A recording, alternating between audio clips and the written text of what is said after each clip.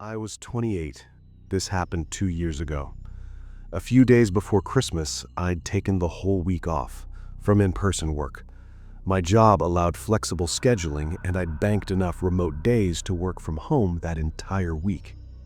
A major nor'easter was forecast for our Vermont town. With the holiday, I just wanted quiet, chill workdays. Company policy was simple: meet your deadlines. How you managed your hours was your business. I loved sleeping in and working late into the night. That day, I logged on around noon. The first few hours were slow, calm. I sipped coffee, focused on my tasks. Gradually, the wind intensified, pounding my home office window. Snow began falling. By 3 or 4, darkness swallowed the day, buried under thick clouds and swirling snow. I'd planned to get dinner, but the worsening roads made me stay in. I worked another couple hours. The sun had set, the storm now a full blizzard. I kept the blinds open to watch the snowfall. Then a light flickered outside. A thin beam moving. Definitely a flashlight.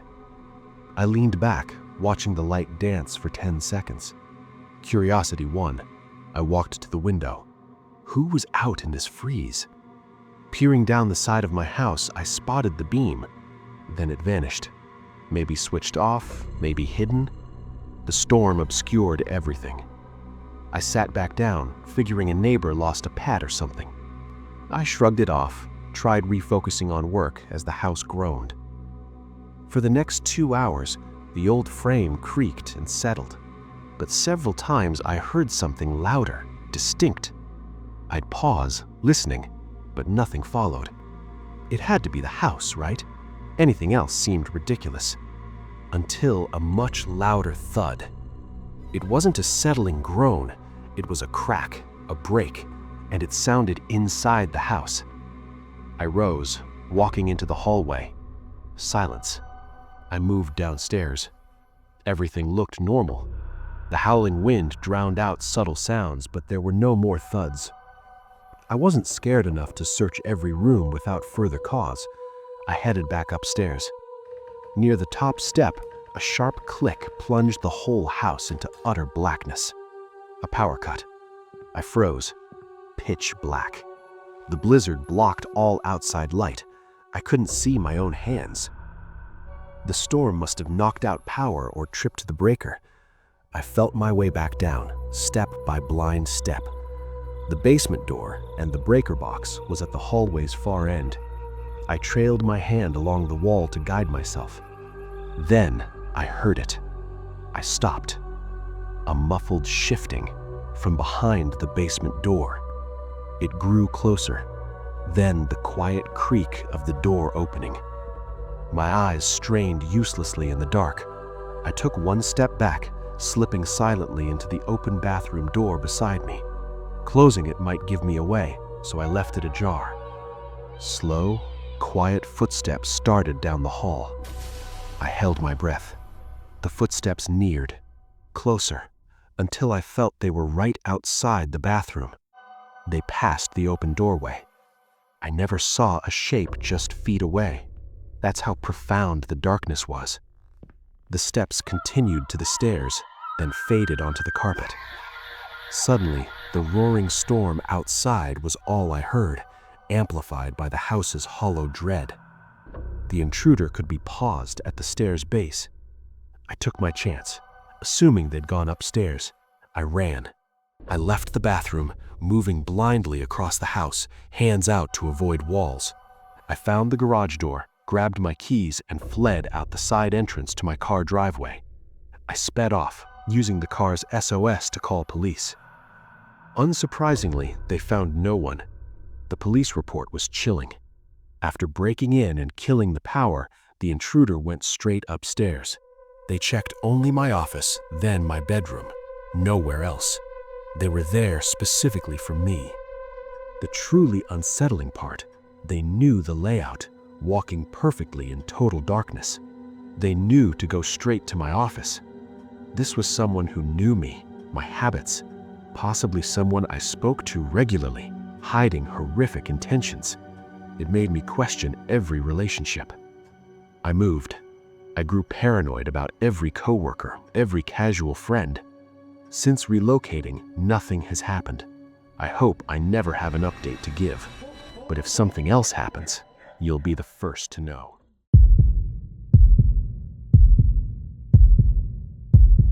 I'd been driving since dawn, pushing from Minneapolis to my sister's in Montana. A quick winter trip. Just me, my rusty Subaru, and bad gas station coffee.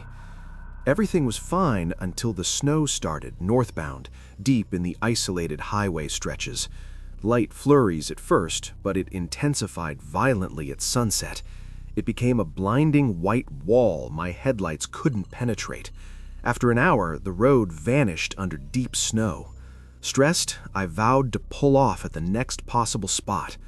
Maybe 15 minutes later, a faint glow materialized roadside. The blizzard hid any sign. I turned in. The small lot held 3 cars. One was snow-buried, 2 looked recent. I parked, seeing the building's outline, a roadside diner. I'd hoped for a motel, but figured I'd wait out the storm inside with coffee. I braved the blizzard, hurrying in, already freezing. This wasn't my scene. A cramped, old-fashioned cafe with a front counter bar. 2 men sat there with coffee, 1 woman worked behind it. My entrance shattered a profound silence. All 3 looked over, greeting me instantly. It felt like I'd interrupted something heavy. I dismissed it as overthinking. I sat near the men. Both had the same idea, escaping the storm. I ordered coffee from the worker and took my mug to a window seat, watching snow bury our cars. 1 man at the bar unsettled me. Older, maybe 50. He looked half dead, from cold, boredom, or something worse. Strangely, after I moved, conversation died again. Total quiet resumed.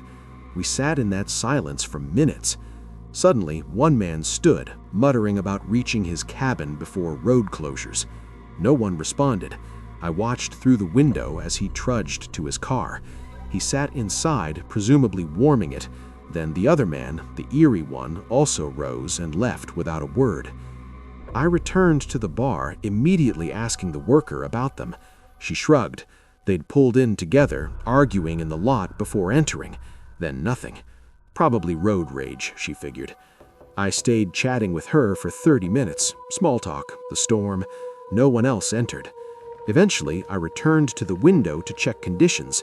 That's when I saw both men's cars still there. But the men were gone. Not in the cars, not outside. Vanished. A chill seized me. They'd left a while ago. No one could survive that blizzard for long. I went to the door for a closer look, then stepped outside.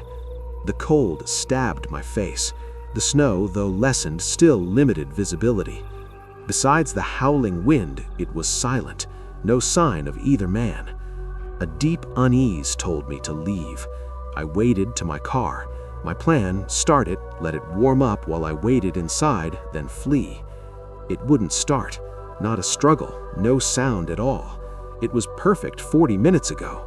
My gut screamed the eerie man was responsible. It sounds paranoid, but I knew. Then, sitting there fiddling with the key, I saw him.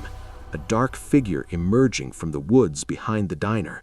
He moved toward the cars through the swirling snow. I bolted inside, locking the front door. The worker asked why. I frantically explained, telling her to call 911. She hesitated, then dialed. A minute later, the man appeared at the door.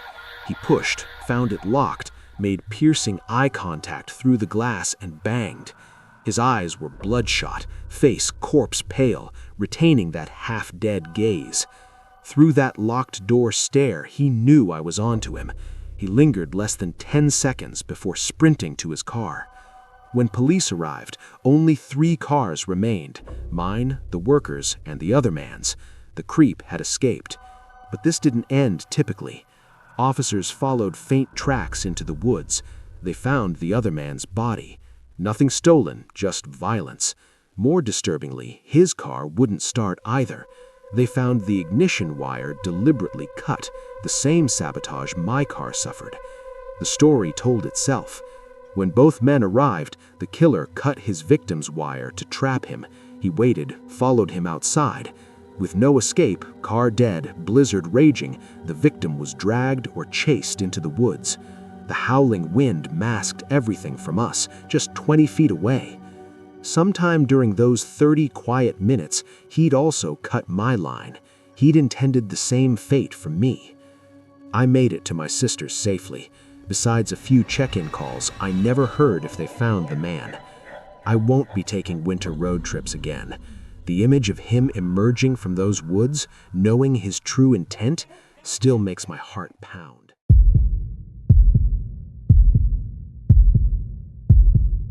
This was last year, between Christmas and New Year's. Home from college on winter break, I still had bills, so when not with family, I DoorDashed. It was snowing that night. Not enough to make roads dangerous, but enough to keep people home ordering food. Perfect for making decent money. Orders were steady until around 10. Things slowed but remained consistent. This order seemed normal, just farther than usual, 20 minutes out. My hometown was small but sprawling, places scattered deep in the wooded outskirts. Pulling up to the pin, I hesitated. Directions led me off the main road onto a narrow forest lane, ending at what should have been a gravel driveway buried under deep, unshoveled snow. No lights glowed through the trees, no house visible. I stayed in my car, calling the customer. Maybe the address was wrong. He answered immediately. He sounded mid-30s, voice a smoker's rasp. I explained I was at the pin but saw no clear driveway or house. He said, probably covered in snow, like it was obvious. I replied that I saw where it might be, but wasn't comfortable driving down it. His response was snarky. That's why I ordered delivery. You not gonna deliver it? It was a douchey thing to say, but in the moment, I folded. Okay, I didn't want a cancellation or bad review after driving all that way. Looking back, I know the rules now. Inaccessible delivery points are the customer's fault, but then I wasn't sure. After he hung up, I grabbed the order, locked my car, and started walking. The snow wasn't deep, but the forest road was uneven. My car would have gotten stuck. It was hard to see the path. I just followed a gap in the trees with no lights to guide me. I kept glancing back at my car, watching it shrink in the distance.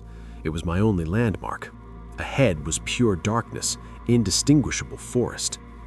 Suddenly, a sound to my left, a crunch, like a boot in snow, but faint, just at the edge of hearing. I looked, turning on my phone flashlight. It illuminated nothing. I heard nothing more, so I kept walking. The cold bit deeper. The endless dark ahead made me rethink everything. I should have seen a house by now. I stopped, standing still. A realization dawned. This was all really wrong. It sounds stupid it took so long, but I considered there might be no house at all. This could be a trick to lure me out here. The thought was terrifying, standing alone in a snowy, dark forest. I took out my phone. If he didn't answer or try to convince me further, I'd leave and cancel. I pressed call, holding the phone to my ear. It rang twice. Then I saw a light in the corner of my eye, far out in the trees. It snapped off. A half-second later, the call dropped. I didn't wait. I didn't think. I sprinted back the way I came. The crunching snow beneath my feet masked any sounds behind me, if someone was chasing. That made it worse, not knowing. I ran all the way to my car. Before reaching the door, I saw something wrong. The car was leaning. One tire was completely slashed, flat. He'd cut it. I got in, started the engine, and drove out on the rim. I called the police on the way. They asked questions but didn't seem to take it seriously. To me, it's clear. He was luring me into the woods for a reason. He slashed my tire to trap me there, to stop me from leaving. I don't know what I would have found if I'd kept walking. I don't know what would have happened, and I don't want to know.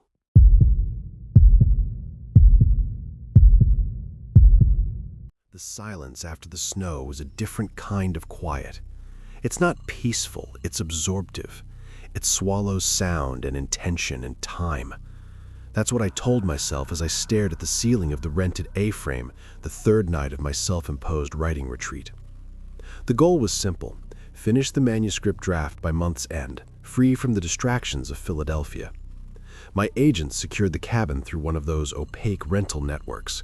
Miller's Pond, it was called, though I'd yet to see any pond, just endless ranks of pitch pine and scrub oak dusted with December's early snow. The first 2 days were productive, fueled by coffee and the novelty of solitude. The cabin was modern enough: satellite internet, a decent generator, electric heat. Its only quirk was the landline. A heavy beige rotary phone sat on the kitchen wall, utterly anachronistic. A sticky note beside it, in the landlord's neat print, read, "In case of emergency, cell service nil." I'd laughed at the nil. It was dramatic. My cell had 1 bar, sometimes 2, if I stood on the deck and held it aloft like a pagan offering.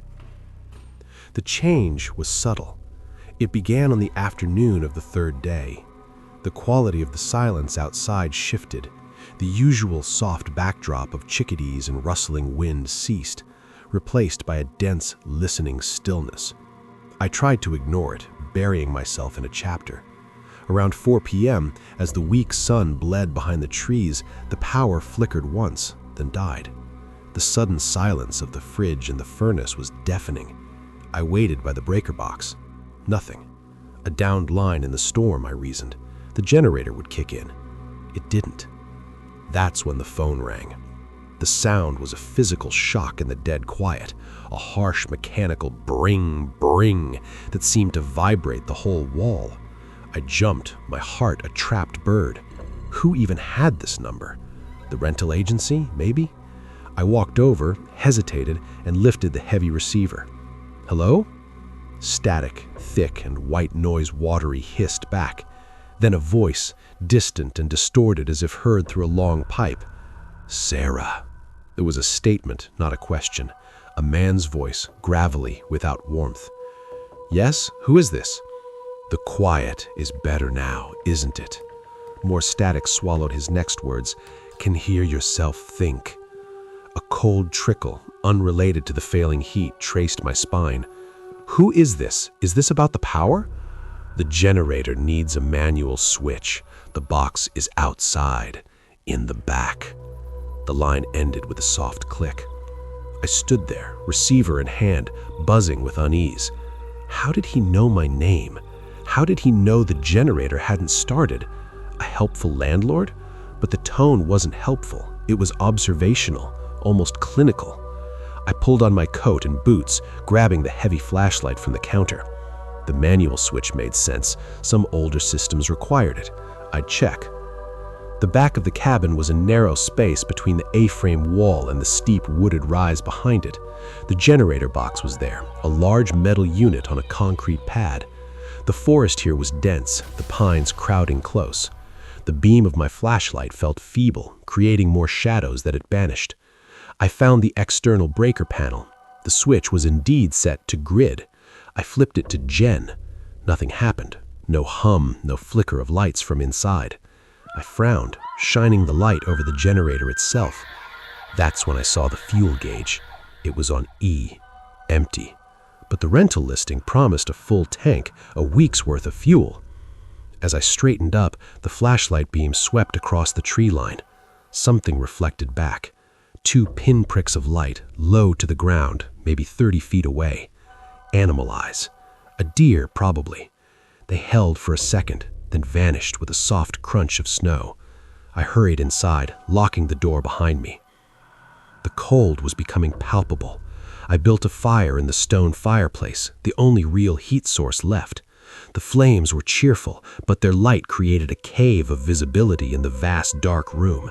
The windows became black mirrors, reflecting the interior back at me. I pulled the heavy curtains shut on all of them, except one by the dining table. I needed to see out, a silly defiance. The phone rang again at 7:13 p.m. I let it ring 4 times before answering. Hello? You're cold. The same voice. No static this time. It was clearer, closer. I said the generator is out of fuel. I tried to sound firm, official. I need you to contact the maintenance person, or I'll have to report this to the agency." A low, wet sound came through the receiver, a cough or a chuckle. "The agency doesn't come out here, not in winter. The road is particular." "What do you want?" My voice trembled. "I want you to listen." He paused. "Do you hear it?" I listened. The crackle of the fire, the groan of contracting timber, the whisper of wind in the eaves. "Hear what?" "The quiet, Sarah. It's almost perfect, but not quite. There's still your fire and your breath and the thump, thump, thump of your heart in your ears." His voice dropped to a whisper that seemed to come from right beside the phone. "Turn off the fire." The line went dead. Panic, pure and electric, flooded my system. He was here. He was outside. He could hear my fire? I scrambled to the window I'd left uncovered, peering out into the moon-washed clearing in front of the cabin. Fresh, unbroken snow. No tracks, no figure. But the woods were a solid wall of black. He was in there, watching. I let the curtain fall and backed away, then rushed to the fireplace. I smothered the flames with ash from the log bucket, plunging the room into near total darkness. My breath fogged in the sudden deepening cold.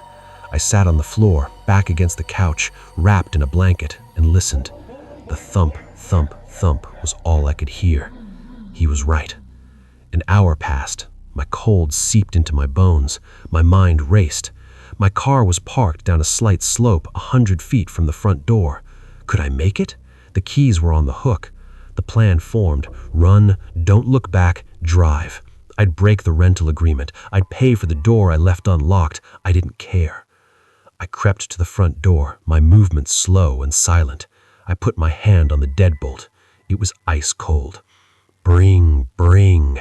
I flinched so violently I bit my tongue. The phone. It was louder in the dark. It screamed. I couldn't answer it. I wouldn't. It rang and rang, 15 times. It finally stopped. The silence that followed was heavier, charged with anticipation. I turned the deadbolt. The clunk was catastrophic. I inched the door open, a slice of frigid night air hitting my face. I slipped out, not bothering to close it, and sprinted for my SUV. The snow was deeper than I thought, grabbing at my ankles. Halfway there, my left boot plunged into a hidden dip. I fell forward, snow filling my mouth and sleeves. I scrambled up, sobbing now, and lunged the final feet to the driver's door. I yanked it open, threw myself in, and hit the lock button. Safety. I jammed the key into the ignition, turned it. Click. A dry, dead, soundless click. No dash lights, no engine turnover, nothing. I tried again. Click. I pumped the gas, a useless gesture. Click. I screamed, slamming my palms on the steering wheel. The battery. He killed the battery.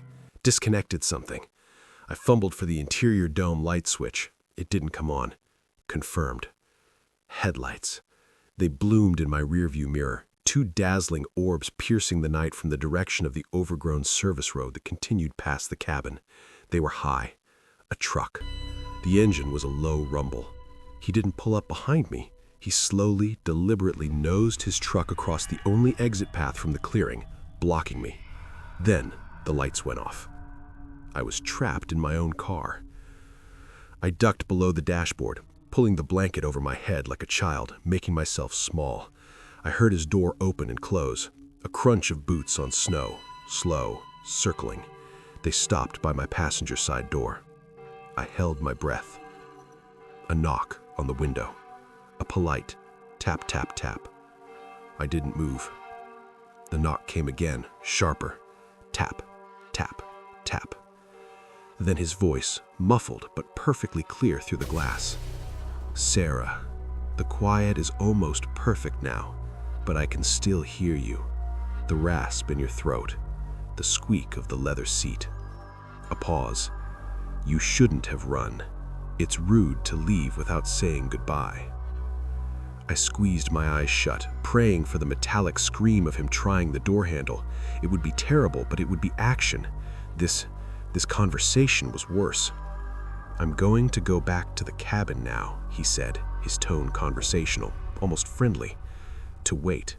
The cold will do the work. It's cleaner.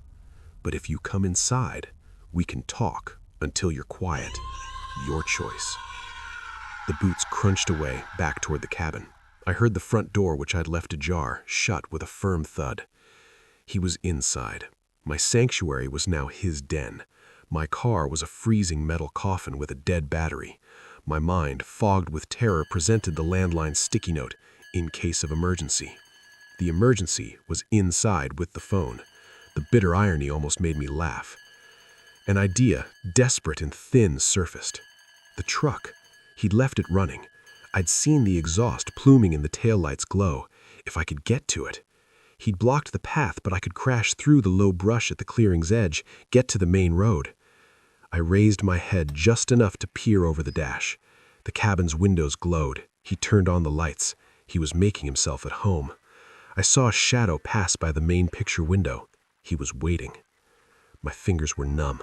I quietly opened the car door, wincing at the slight creak, and slipped out into the knee-deep snow. I crouched, using my own car for cover, and began a painful crouched scuttle around the back bumper toward the truck. Every movement was agony, my joints stiff, the cold a physical weight. 20 feet. 10. I reached the driver's side of the idling pickup. The window was down a crack. I could hear the rumble of the engine, smell the diesel. I stretched a shaking hand for the door handle. The cabin's front door opened. A rectangle of yellow light spilled onto the snow, and his silhouette filled it. He didn't run. He just stood there, watching. I froze, hand inches from the metal. "The truck is quieter than the generator," he called out, his voice carrying perfectly in the crystalline air. "But I prefer the silence, Sarah. I truly do." He took a step down from the porch. That broke my paralysis. I yanked the truck door open and hauled myself into the seat. It was warm from the idling engine. The gear shift was on the column. I slammed it into drive and stomped on the gas. The tires spun in the snow, caught, and the truck lurched forward. I didn't aim for the blocked path. I aimed for the gap between two pines where the underbrush looked thinnest. Branches shrieked against the sides and windshield. I gripped the wheel, sobbing, praying the tires wouldn't find a stump. The truck bucked and plowed through, emerging onto the narrow snow-packed service road. I didn't look back. I just drove, following the tire tracks he'd made toward the main road 5 miles away.